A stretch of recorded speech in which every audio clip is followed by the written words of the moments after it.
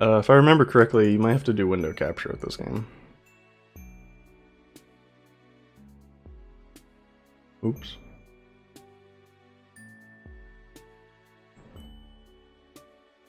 Yeah, you have to window capture. There we go. Perfect.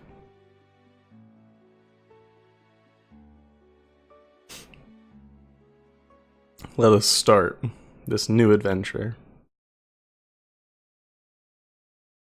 You stumble through the streets of a strange alien world. Ever since you crash-landed on this hostile planet, you have been desperate. Desperate for information, for provisions, and possibly for a bit of medical attention. Along the way, you've had some laughs, embarrassing missteps, and maybe even an encounter with alien meat products. You don't really want to get into it. What you do want to get into is friendship.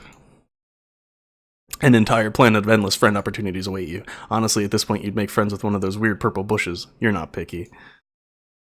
Wait, you see something in the distance. Or perhaps someone. We're gonna do an order. I'm sorry to disappoint you. We're doing it in order. I'm sorry to disappoint you. Eat a dick. Lo. What light through yonder weirdly organic architecture breaks? A small figure approaches. Amisia? Is that how you say that? Amisia? Oh my gosh. You are so far. I already said I was gonna do it in order. I don't know what you expected. So far you've swallowed quite a few insults in regards to your looks and intelligence level. You aren't really the type to let the shallow opinions of others get you down, but it's been kind of a rough day. You brace yourself. Cute. Oh. Oh. She gives you a sweet, sincere smile. I've never seen anything like you. Is that what she does? Does she do 2 U's? Is that her thing? It gives me all sorts of new ideas. Boy, do you hope some of these ideas are about friendship. Now that you've got a taste of it, you're hungry for more. You take a stumbling step forward and your ribs remind you that although the potential of camaraderie is enough to improve your mental health, it just can't cure acute injuries. Oh. You don't look so good. Come inside. I should voice act the characters? I don't know. The last time I tried to do that, I did it for... Oh, I think I did it a little bit for Danganronpa. God, this is really loud, actually. Hang on. Actually, I'll just do it. I'll just turn my headphones down. I started doing it for Danganronpa, then I realized there was 50 billion characters, so I stopped. I guess I could do it for this, though. It's not gonna be great, though, because it's a girl.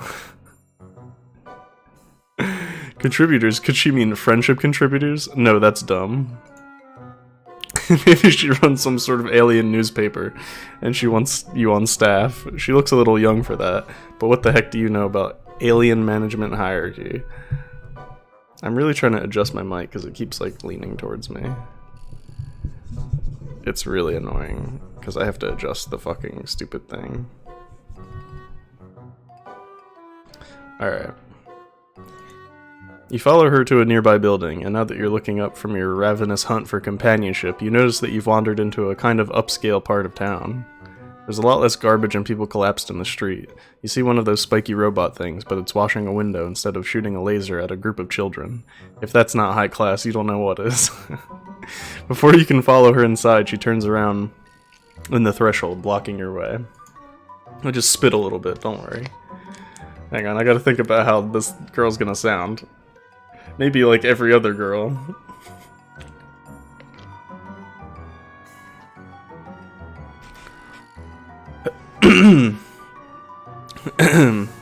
Creeper, oh man.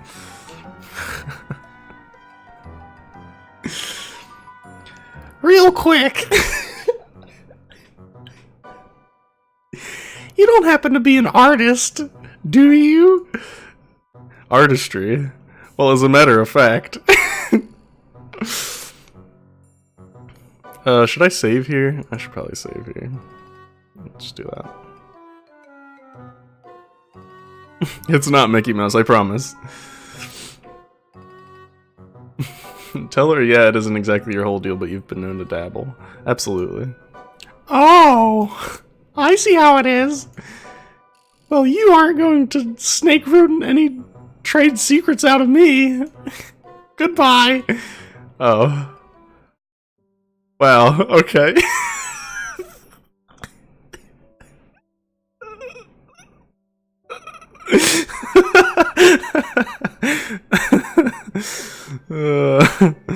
Great.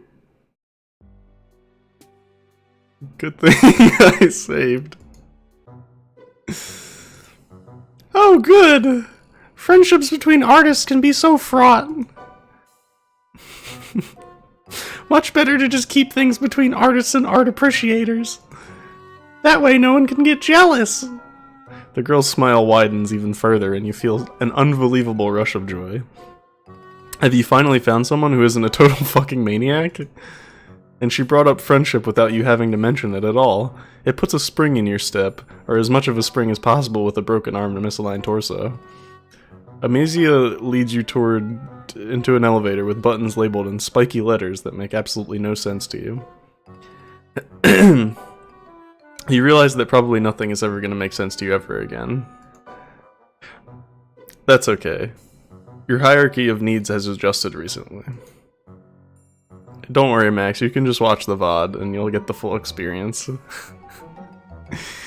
Your new friend, you were jumping the gun with this descriptor, but you're feeling seriously good about this encounter, stands in the corner of the elevator, wringing her claws.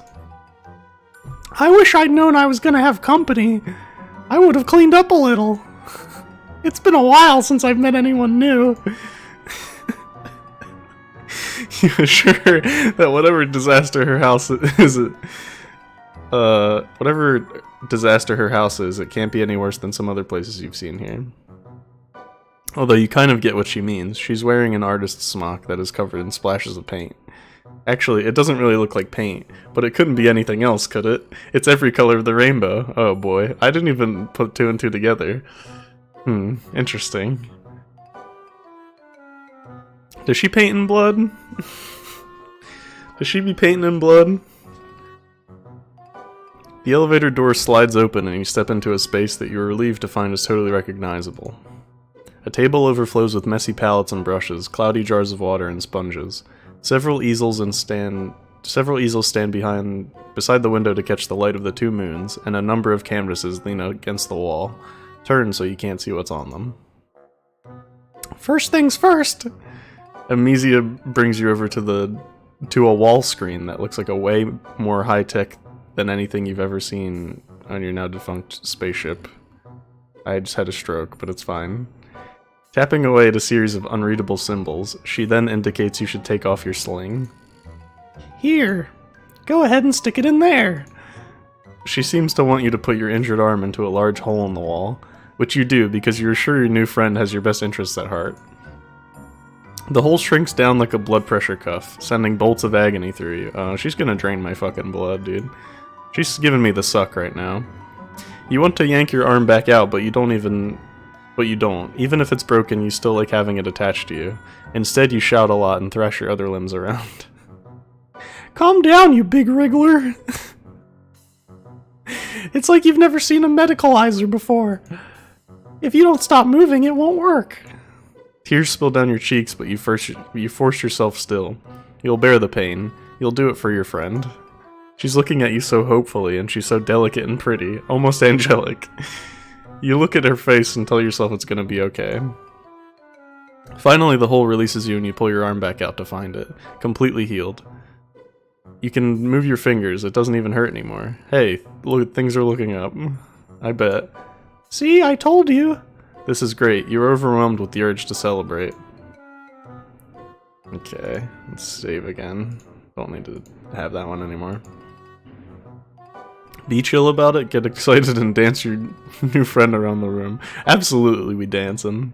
You try to resist the urge to celebrate. You fail to resist the urge. You take Amisia by her tiny hands and twirl her around the studio. Or you try to. You forgot about your busted ribs. You sure are doing that a lot. You let go of Amisia and go careening into one of the tables. Thankfully not the one covered in art supplies. You hit the corner and go down as you're onto your already incredibly sore ass. This is what you get for acting like a huge fucking tool in front of your new friend. Are you okay? Was that some sort of ritualistic rite of healing I've never heard of before? You shrug against the floor. Amisia leans down and picks you up in a bridal carry, despite the fact that she's about half your size. It makes your ribs hurt, but what doesn't nowadays? Amisia lays you down on a weird lumpy couch. Are you sure you're okay? You look a little... She trails off to nothing. She's looking at your left arm, which you have draped over yourself awkwardly to try to sort of hold your torso together. That color! At first you think she means the color of your skin, which is different than her light gray. Then you think, oh. Then you think she means the truly fantastic buffet of bruises you got going on. But then you realize, in your prancing idiocy, you've managed to scrape up the side of your arm. Blood oozes sluggishly from the wound. Amisia dredges a finger through it. You're half expecting her to put it in her mouth and for this to become a whole cannibal situation. Well, since you aren't the same species, it wouldn't really be cannibalism, but still, no thanks. Instead, Amisia just holds her finger up, the drop of blood trembling on the tip. This color! I've never seen anything like it! She dashes off to one of her tables, pulling over a sketchbook and dragging her finger down on it. Your blood paints a rusty line down the center. She lets out a little squeak of excitement. This is... amazing! What red? Not red! This is what, red? There's a million dirty little rusties swarming all over this city. I'm drowning in red. This is...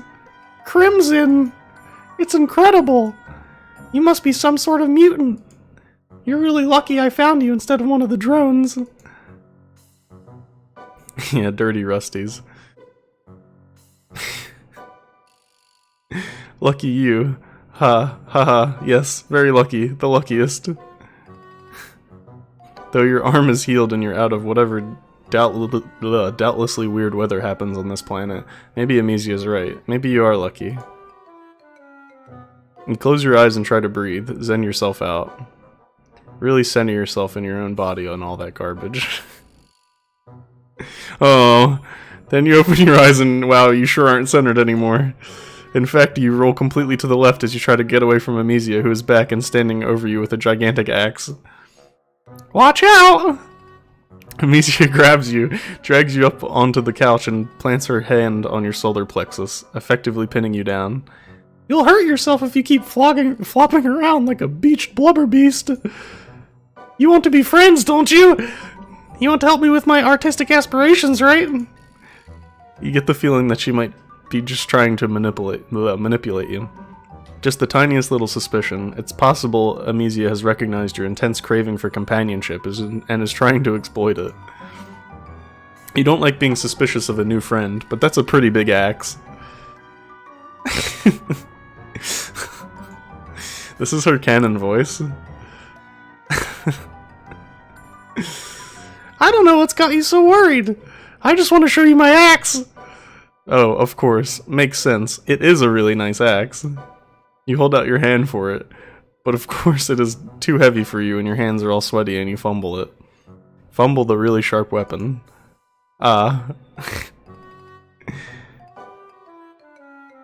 Amisia tries to catch it before it's too late, and somehow in all the wriggly struggle you end up getting cut, like very cut, across both your wrists. In fact, you don't think she could have aimed even better, even if she'd been trying.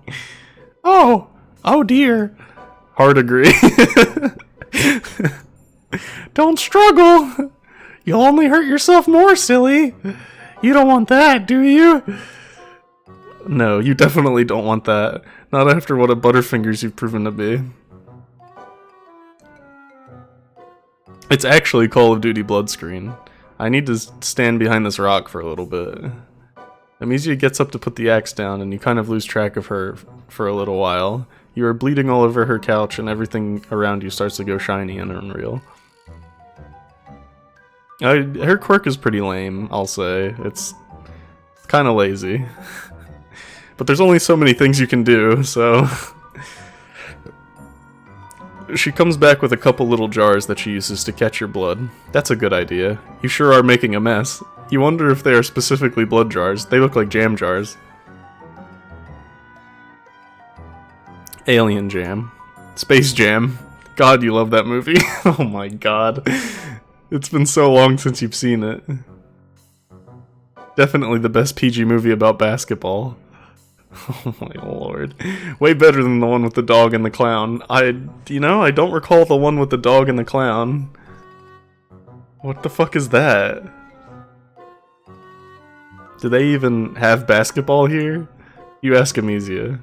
She just shushes you and brushes your hair back off your forehead. She keeps smiling and saying comforting things. I don't think it's Air Bud though, because did that have a clown in it? Is it Air Bud?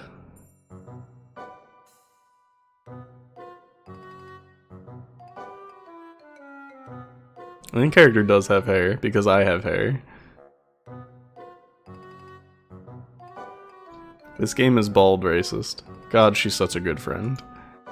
Before too long, you do what it's honestly a goddamn shock you haven't done before now. Yeah, no, the thought went through my head, like, oh, dog basketball, Air Bud, but like, I don't remember there being a clown in Air Bud. I assume it's something else. You pass out. When you come to, you're propped up against the wall in a weird way that you wouldn't love even if you weren't an invalid. And both of your arms are jammed in the hole in the wall. The med hole, the glory hole of well-being, the magic sphincter. You grunt and pull your arms back out. They're healed. The cuts on your wrist are just two faded pink lines. You take a step away from the wall and immediately hit the ground. You may not be actively dying anymore, but you did just lose like half the blood in your body. Gosh, you're tired. A little giggle makes you turn around or roll over, since you're still on the floor and probably not getting up anytime soon. It's fine. You've met worse floors in your life. Amisia is sitting at one of her easels, her hair pulled back beneath a scarf and little round glasses perched at her nose. A jar of your blood sits next to her as you watch as she dips it into a brush. I'm glad you're awake. I was a little worried I'd actually killed you back there. She laughs, and you laugh along with her. It's very funny. Actually, everything is funny right now. It's probably the blood loss. You ask her what she's painting. You, of course. You inspired me. Well, right now it just looks like a bunch of red squiggles and some lines, but she only just got started. She's warming up. She sits there on her stool, looking at her palette and chewing on her lip thoughtfully. She looks somewhat nervous. Actually, I want to show you something. Something I've never shown anyone else. She leaps up from her stool and crosses the studio. You roll to your other side to keep her in your line of sight. You really hope she isn't just getting another Space Jam jar. She starts turning around the canvases one by one. They are all blank except for one, which just has a little— wait, no, that's just a shadow. Every single one of them is blank.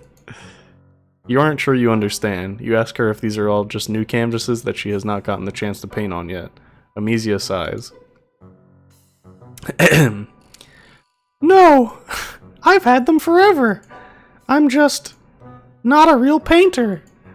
There, I said it. She buries her face in her hands, talking from between her fingers. I'm really good at all the other parts. The materials in the studio. I even make all my own paints. I just can never do the actual sitting down and doing art part. She looks so despondent. You wish you could do something, but you really don't know that much about art, and you probably can't stand up yet. You tell her that she looks like she's moving in the right direction at least. You don't even have a studio, or any brushes or stuff like that. Of course you have no aspirations to being a painter, but you leave that part out. That's just it. I feel inspired for the first time ever. I think it has to be your messed up, disgusting mutant blood. There's really no other explanation. She takes a knee beside you, picking up one of your limp hands with hers. They're cold, like she's been pressing them to a glass window in winter. Usually I just finish off my contributors quickly. I don't have time to deal with a bunch of injured lowbloods moaning around my studio. but I couldn't just use your blood up all at once. You're too special for that. Cold bloods be cold? You gaze at Amisia. A mist has descended over your vision, and it isn't even the mist of imminent death. I have to keep this precious blood safe. I think you might be my muse.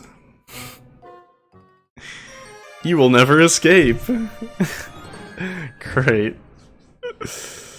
Fantastic. Alright, let's see what the other side is. Be chill about it. Let me drink some water. This voice is exhausting.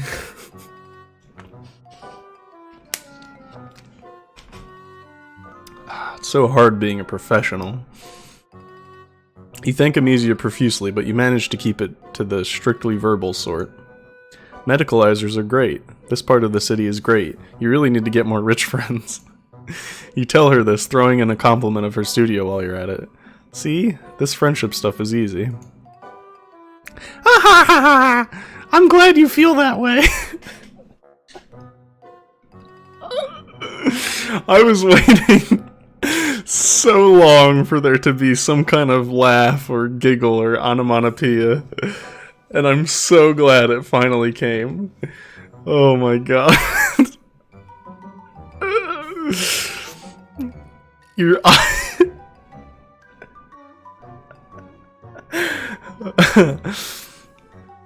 You're obviously really strange and under-socialized, but you don't seem to be a complete cultural idiot. Plus, I think it's really endearing how helpless and trusting you are. You laugh, slightly unnerved. You want to take that as a compliment, but after a recent encounter with another girl in blue... Well, it all ended up okay, and Amisia is so nice and friendly, and she keeps calling you cute, which you think is pretty generous of her considering what a disgusting mess you are at this point. Speaking of low bloods, what's your blood color? Just out of curiosity. Blood color? You aren't really sure what she's talking about, but red? You tell her it's red. She looks a little disappointed. I've got plenty of burgundy. Oh well. Good thing I have a delivery coming soon. Hey, do you think you can help me set a few things up before they get here?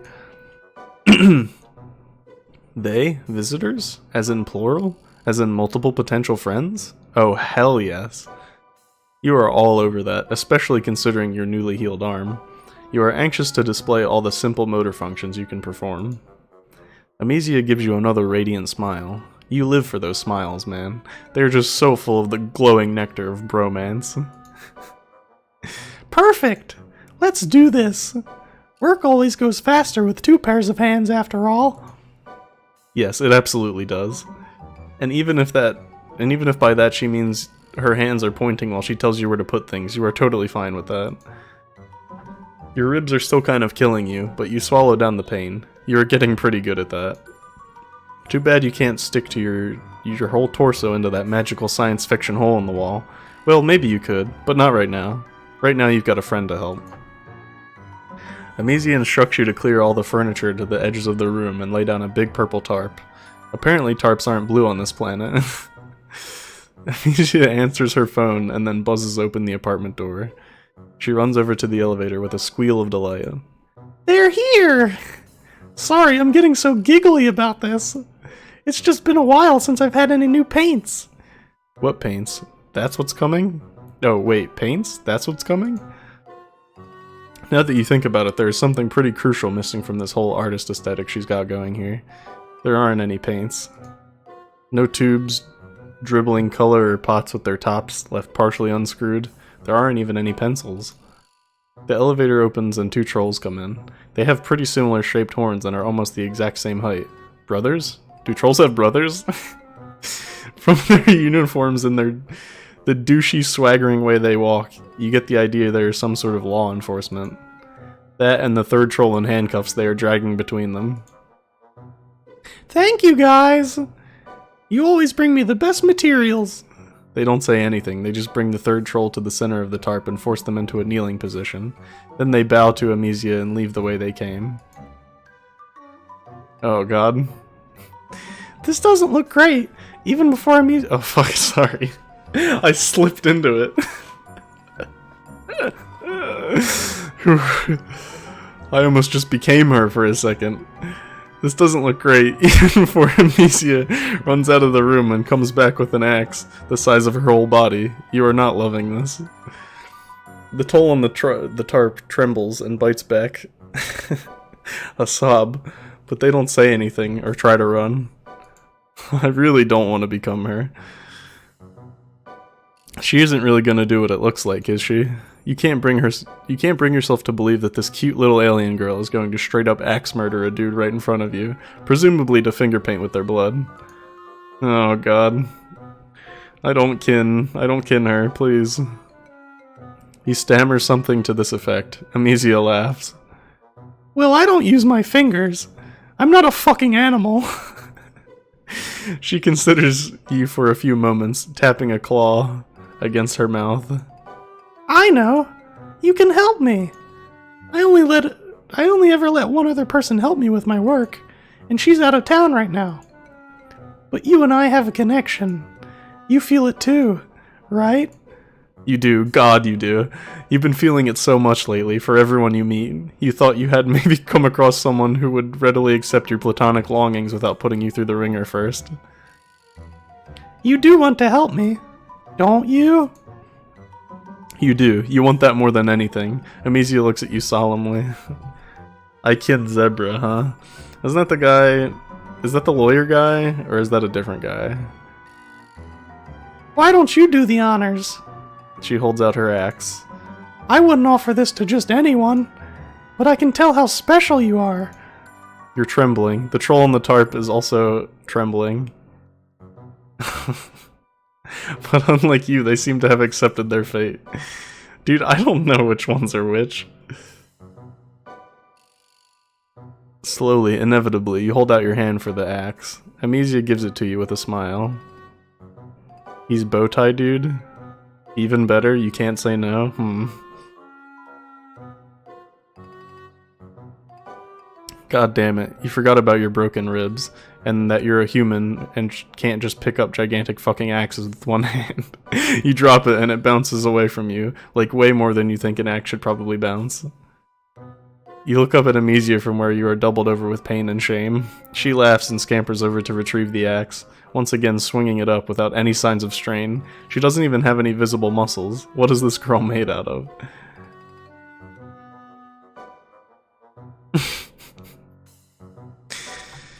How silly of me!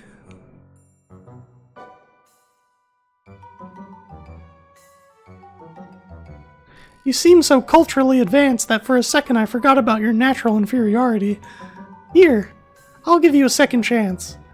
You nod. Yes, please. A second chance that does not include committing gruesome murder. Usually I just use chains, but I've got a better idea. Oh god. You get what she wants you to do. You hesitate and Amisia's smile gets even sweeter. Sweet like poison. Oh? You don't want to help me? The tarp crinkles underneath you as you kneel. You grasp the troll's shoulders and mumble an apology. They continue to say nothing. Amisia is sharpening her axe, which already looks pretty damn sharp. Hold on tight. I really hit that crack there. You try, you really do. The problem is you try to hold tight, but at the same time you try to drag the troll out of the way. Some buried instinct to try to preserve life rising up inside you. You're weak and injured though, so all you end up doing is just flopping both of you onto a little to the side. Instead of coming down on the neck in a clean slice, Amisia's axe glances off the troll's collarbone, mortally wounding them instead of killing them outright. Oh god. And now you know why they have not been begging for their life. They don't have a tongue. They can't beg, but they sure can yell, and thrash, and bleed olive alien green blood all over you and the tarp. God, there's so much blood. It's just spurting everywhere. Jesus Christ, you are such an idiot. Why couldn't you just commit? Now you're covered in dying alien, and so is everything else. Amisia, the work table, and most direly, the canvas is leaning against the wall. Amisia takes one look at them and lets out a wail of rage. I can't believe this! I let you into my hive! Into my life! I was planning to let you into my pusher. I thought you were a refined sophisticate, but now I see you're just a Philistine. Damn, a Philistine? Let me know how that came through the microphone. I'm sure it sounded really good. She gives you a shove toward the elevator. Your ribs are screaming. And so is the bleeding troll. You tried to babble an explanation. Forget it. I don't want to hear your excuses. Chahut was right. Even if you want someone killed right, you have to kill them yourselves. You ride the elevator back down, kneeling in a pool of blood and failure. Damn. Terrible at murder. Great.